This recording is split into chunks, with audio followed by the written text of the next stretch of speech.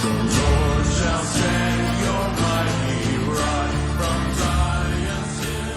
everyone. I'm Pastor Tim Bushong, and we are getting ready to kick off our 4th annual Jesus in Politics conference. This year, the subtitle is Hail to Jesus. And I don't know what doesn't come under the lordship of Christ, but that's just me. For the 3rd time in a row, the 3rd year, Jon Harris is going to be driving out. And we are really looking forward to it. We had a nice hangout last year, took a nice walk in the woods, got him all set up, and then boom, there he went. So, Jon, it's good to see you. And, man, you've been doing some good work lately. Really good. Yeah. Thanks, Tim. I appreciate it. I'm glad you're still friends with me. You're not mad at me. So many other people are. So, it's nice to have someone who still is a friend. Hey, I know the feeling. Okay. Let's just say that. By the way, I don't know what is going on and what's in the water in some places, but the older I get, the more affinity I have with men like you. You're kind of mid-30s, mid to late 30 years old. 34. So thank you for saying I look maybe a little older than I am. But. Right. I'll be 63 in December, and the more I go on, the more I feel like saying, "Okay, boomer," to a whole bunch of people. Now, just a little bit of background here. When we first kicked off the Jesus in Politics conference, the very first one, it was only 30 days out. I just said, let's do this thing. And we promoted it as good as we could, and we had about 100 people show up. Yeah. And so the second year, then I reached out to you and A.D. Robles in the same email, and you responded within 10 minutes. And I had said, whoever responds first, that's who I'm bringing out, because I knew I couldn't. Oh, AD missed out, yeah. Well, or AD. Yeah, sorry, man. And you've come for the next 2 years. And the reason I did that back in 20 was it was such a weird year. It was a big election year. Yep. And I had already taught a series on Jesus in Politics back in September of 18, so 2 years before that. And I thought, I've got so many friends, so many conservative friends who aren't necessarily evangelical Christians, but they grew up in an environment where, for me, Mayberry is real. That was the barbershop. Saturday morning, we'd go to the barbershop. You'd have to wait, and there's 2 chairs, 2 barbers cutting away, and you'd hang out with all the guys and, smell like cigar smoke when you got home. That was my reality. And I know there's a lot of people like that. And they're going, why is clown world a reality? Or as Andrew Isker says, trash world, fake and gay, Yeah. Yep. So what I wanted to do is at least establish a forum where we could discuss these things without rancor and, standing on first principles, biblical rationale, and really begin to see, at least conceptually, apply the lordship of Jesus to politics. And as you know, I'm a big Schaeffer fan, and a lot of the stuff that you've been saying for 3 to 4 years now at least really resonates with guys like me who, yes, late 80s, early 90s, we were more in the what you'd call the boomer con sense, but God brought people into my life that changed my thinking, gave me books to read by real conservatives, pre-World War II guys. So, Jon, my question is, and this is just a quick one. We want to let people know where we're coming from, especially with all of the misinformation going on now. What do you think, in your opinion, is the biggest blind spot for especially American evangelicals, but maybe Christians in general, when it comes to the topic of politics and maybe as an extension, culture and political theory? What do you think is standing in the way of them saying, okay, is Jesus Lord of this? Why or why not? What's going on? Yeah, there's 2 things in my mind. One is that there's a misunderstanding of God's law and where it applies and how it applies and what category to fit it in. You have Christians who will, everything's gospel, and they can turn any passage into a gospel presentation, and there's no application, no law.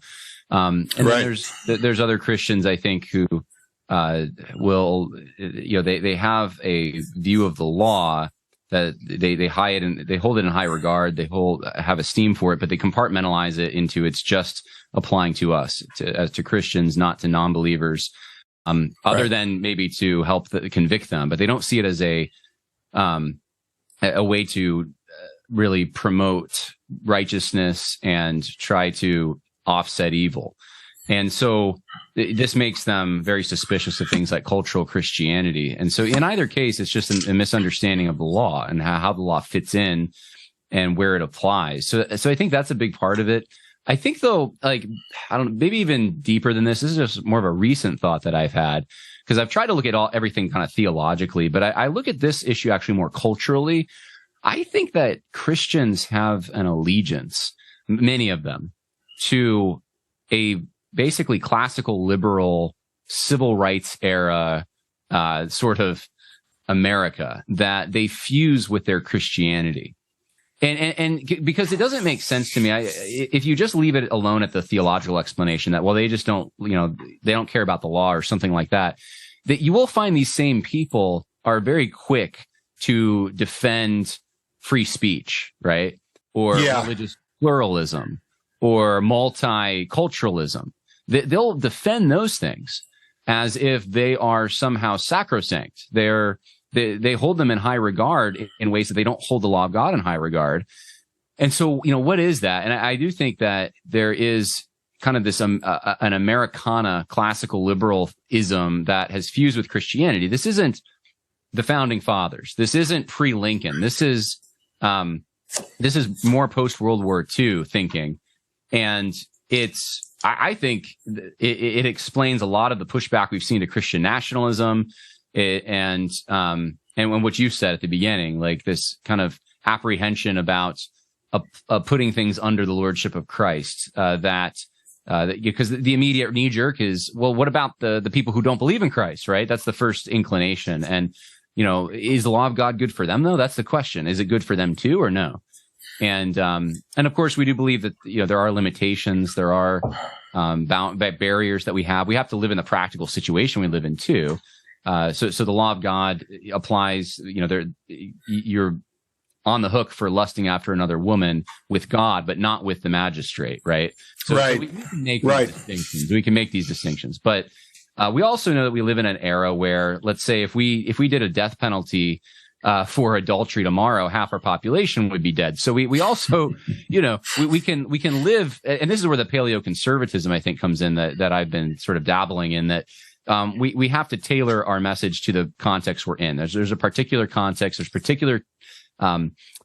particular environment, particular conditions that will actually foster and help reinforce Christian values. And without that, you really can't have Christian values in their full bloom, which is what we all want, knowing there's no utopia, but knowing that, Christ should be honored.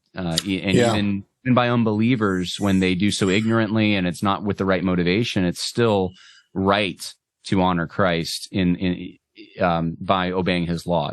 Even if it's not, if filthy rags, it's still earthly good, even if it's not heavenly. That's a great point. That's the environment that I want for my great grandchildren. And so what do we do with statements that come from guys like Russ Moore that will just flippantly throw out this, well, you can go to hell in Mayberry just like you can go to hell in Southside Chicago, or whatever it was he said. Why does he make those kind of statements when we all know that cultural Christianity, it's actually there's a plausibility factor there. And all my friends, again, I was born in '60. We're still lining up before the cafeteria time to pray, and the teacher would pick people to pray. Can you believe that? And this is in 1972. And wow. So many of my the guys that I'm still friends with to this day, by the way, but others, I'm still connected with. We had a pretty close graduating class, and there's still this great, deep respect for Christianity. And a number of these guys have become Christians in the past 40 some years. I graduated in 79, and praise God for that. But I think God, we're not Gnostics, and God uses means to achieve his ends. Why can't God utilize a general atmosphere where Christianity is appreciated and even promoted by the civil magistrate to bring people to faith in his son? I don't get it. Yeah, because the law being reinforced is a guide. It shows you what right and wrong is, and shows you your need for a savior at the very least. And then, of course, it fosters order in society so that people aren't, killing each other and robbing each other and causing chaos.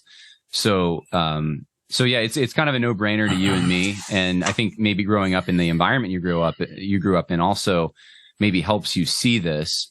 There are people who, like, you're aware of what's happening right now, but there are people your age who aren't.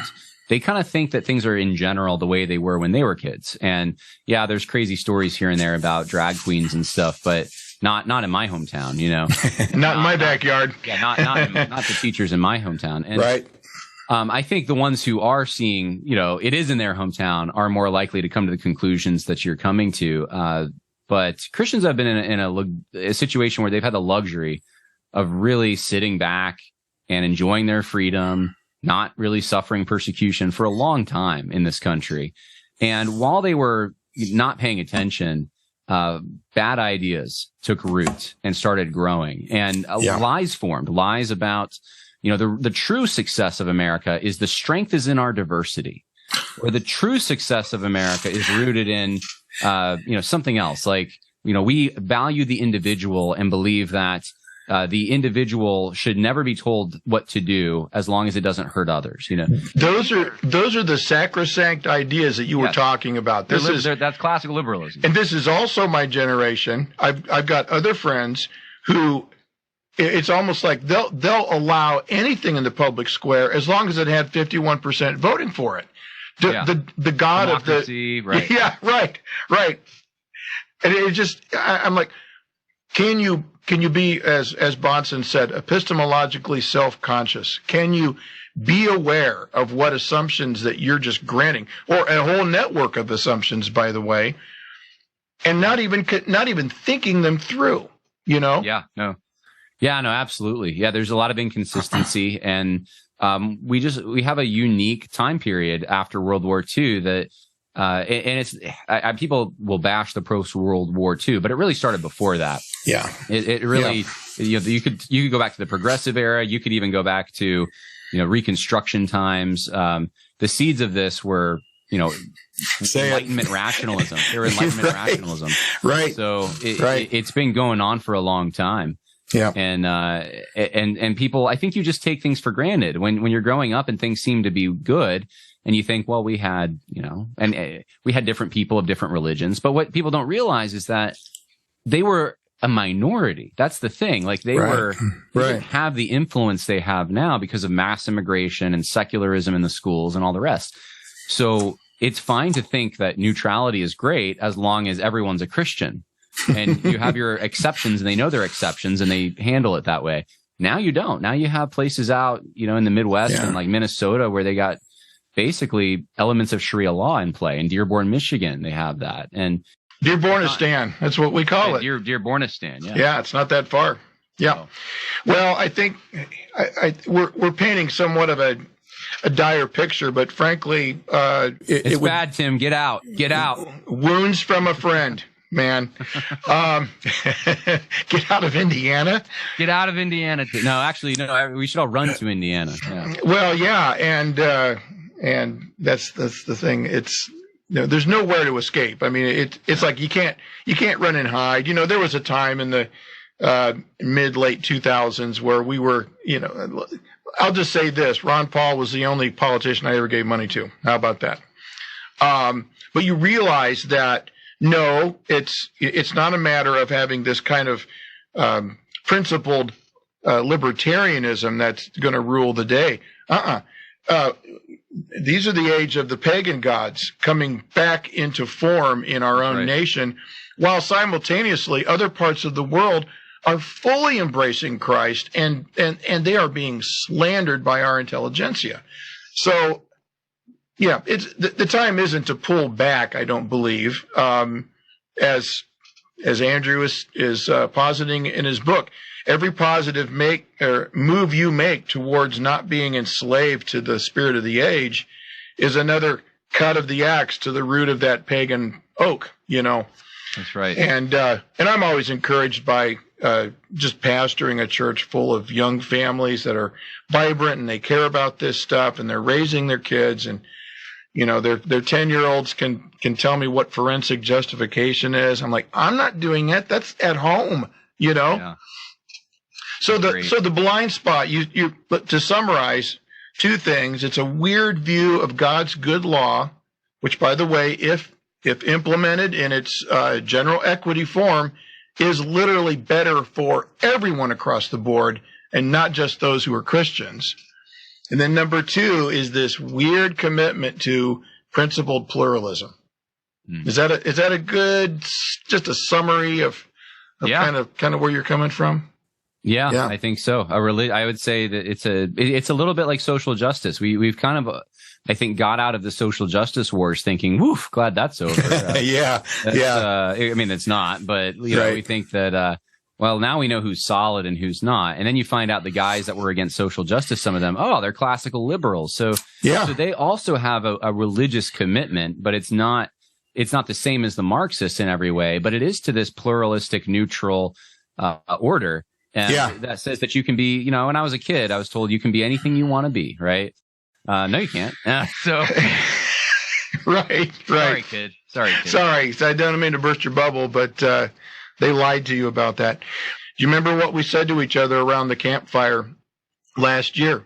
It really is binary. It's either some form of Christian nationalism or Drag Queen Story Hour. Someone leaked it. Someone leaked what we said. That was Joe. They're saying it on Twitter now. That was Joe. He leaked He beat me to it, and it's fine because he's a good thinker. Well, thanks again, Jon. Appreciate you and all the work you're doing with Conversations That Matter and True Script. Yeah. And I want to put a shout out for that. Everyone, our conference is Jesus in Politics 4, Hail to Jesus, October 21st, and go to the Eventbrite page for the information. The prices are incredibly reasonable, and there's a family rate. So if you got more than 2 kids, you're going to get a deal and a half. Good day for now. Thanks again, Jon. All right. God bless, Tim. Blessings.